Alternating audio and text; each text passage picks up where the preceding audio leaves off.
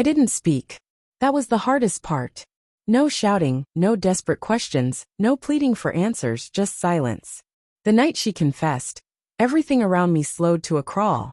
Her eyes, those same eyes I had memorized over years, were suddenly distant, hollow. There was guilt, yes, but behind it something colder. Like she had already walked away from me long before her lips ever formed the words. That night wasn't about truth.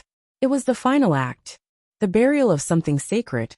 And all I could do was stand there and take it. She told me it wasn't planned. Her voice was flat, emotionless, like she was talking about a missed appointment. Like betrayal could be excused as an accident. As if slipping into someone else's arms was the same as tripping over a loose step. But I didn't flinch. I didn't argue or fall apart in front of her. I looked at her the way you look at a stranger who wears a familiar face. Because that's what she had become. The woman I once stayed up all night with talking about kids and kitchens and growing old. That woman no longer existed. She died the moment she made her choice. And with one decision, 1,000 memories were buried beneath a dozen excuses. She kept talking, filling the silence with trembling hands and broken explanations. I was lost. He made me feel alive. I didn't mean for it to happen. But it didn't matter. Because I had been there. Every single day. Through her fears, her doubts, her dark days. I never let go, not even once. But when it was her turn to hold on, she reached for someone else. And that was the deepest cut. Not the infidelity, but how easily she let go of us. How quickly she erased the home we built, like I was just a chapter she regretted writing. Then came the final insult. Asterisk, can we still be friends?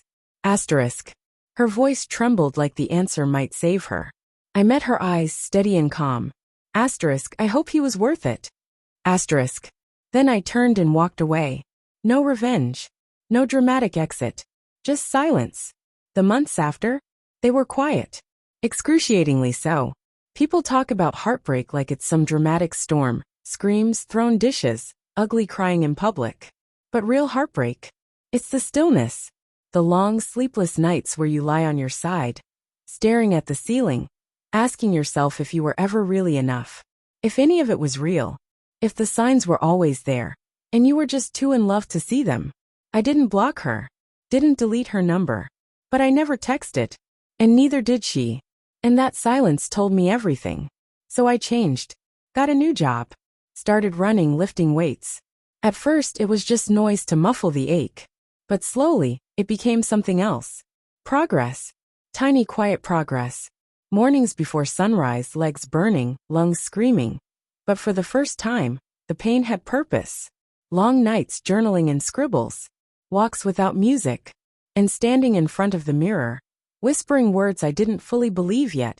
You're going to be okay. A year passed. Then a knock. Sunday. Peaceful. Unexpected. I opened the door, and there she was. Hair tied up, eyes swollen, face pale. And in her hands, a wedding dress. I thought I was hallucinating. But it was real. I couldn't do it, she whispered. She stepped inside without waiting. The dress clutched tight, like it was heavy with everything she didn't say. Asterisk, I was supposed to marry him today. Asterisk.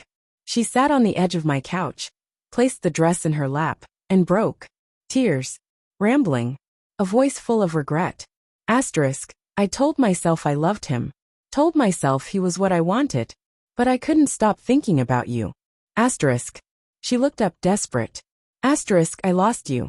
And I deserved to. But I never stopped carrying it. Asterisk. I wanted to be cruel. Wanted to tell her how I had begged the universe to let me hate her. How I'd fallen apart in a silence so deep it swallowed me. But I didn't. I just listened. Asterisk, do you hate me? Asterisk, she asked. I answered honestly. Asterisk, no.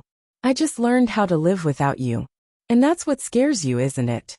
Asterisk. She nodded. Eyes red. Cheek pressed into her sleeve. Asterisk. I'm not asking to come back. I just needed to say it. I ruined the only real thing I ever had. Asterisk. We sat in silence after that.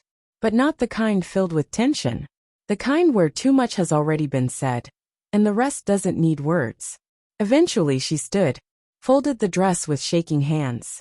Placed it gently on the table, like it was her final apology, and left.